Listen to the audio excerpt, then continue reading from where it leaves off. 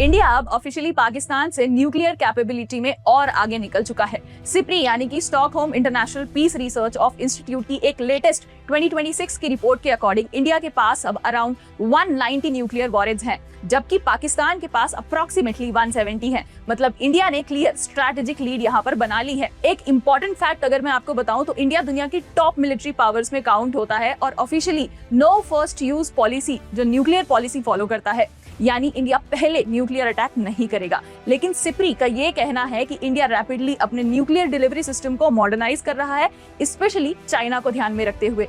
India अब अग्नि 5 intercontinental ballistic missile हो जाए, चाहे न्यूक्लियर सबमरीन्स हो जाए या फिर MIRV टेक्नोलॉजी पर भी काफी फोकस कर रहा है। यानी फोकस सिर्फ पाकिस्तान पर नहीं, अब लॉन्ग रेंज स्ट्रेटेजिक डिटरेंस पर भी है। और एक इंटरेस्टिंगली अगर बात बताऊं आपको तो पाकिस्तान भी अपना न्यूक्लियर प्रोग्राम एग्रेसिवली एक्सपांड कर रहा है, स्पेशली टैक्टिकल न्यूक्लियर वेपन्स में।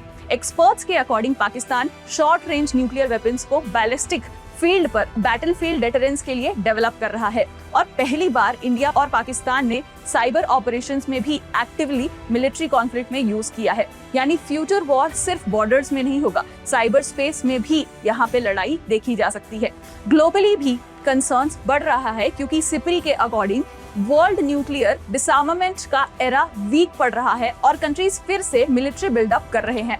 दुनिया में टोटल न्यूक्लियर वेपन ऑलमोस्ट 90% की बात करूं तो सिर्फ रशिया और यूनाइटेड स्टेट्स के पास है और चाइना भी रैपिडली अपना न्यूक्लियर आर्सेनल एक्सपांड कर रहा है, जिस वजह से एशिया में स्ट्रैटेजिक कंपटीशन और इंटेंस हो रहा है। अब आपसे एक इम्पोर्टेंट क्वेश्चन है, क्या साउथ एशिया में न्यूक्लियर डिटरेंस पीस मेंटेन करेगा या फ्यूचर टेंशन और ज्यादा डेंजरस बनेगा? आप मुझे कमेंट्स में इसका आंसर जरूर से बताइएगा और ऐसे ही शॉर्ट्स के लिए like, share and subscribe to the channel.